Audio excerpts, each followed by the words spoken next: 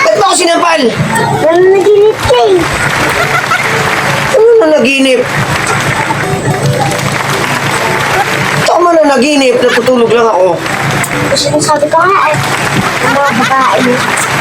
Lahat ng babae ko, sinasabi ko? Opo. Ano mo nasabi?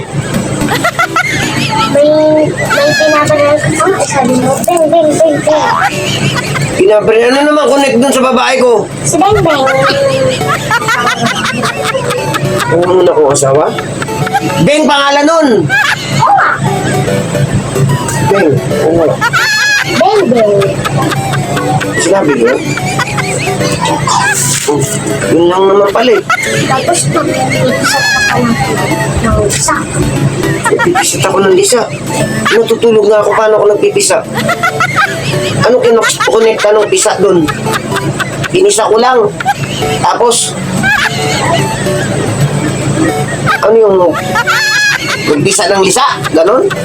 Oh, ano connecta sa babae ko nun? Elisa man yun. Sinisa.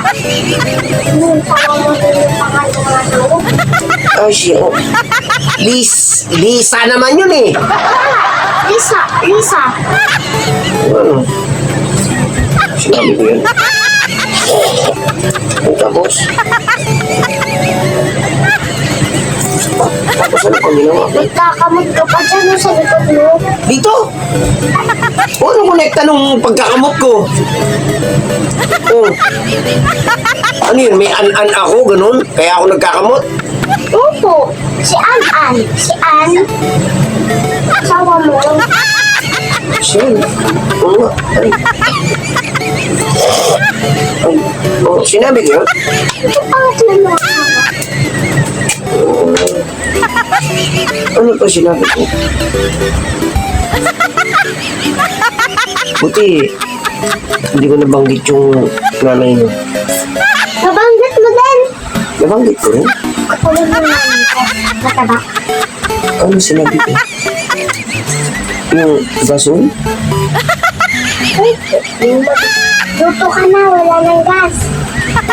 Ah, yung gasol yun. Ano konekta naman sa nanay mo? Yung nanay ko yung taba ang tiyan. Siling? Ay, nako. Nabanggit ko lahat yun. Opo, lahat ng asawa mo.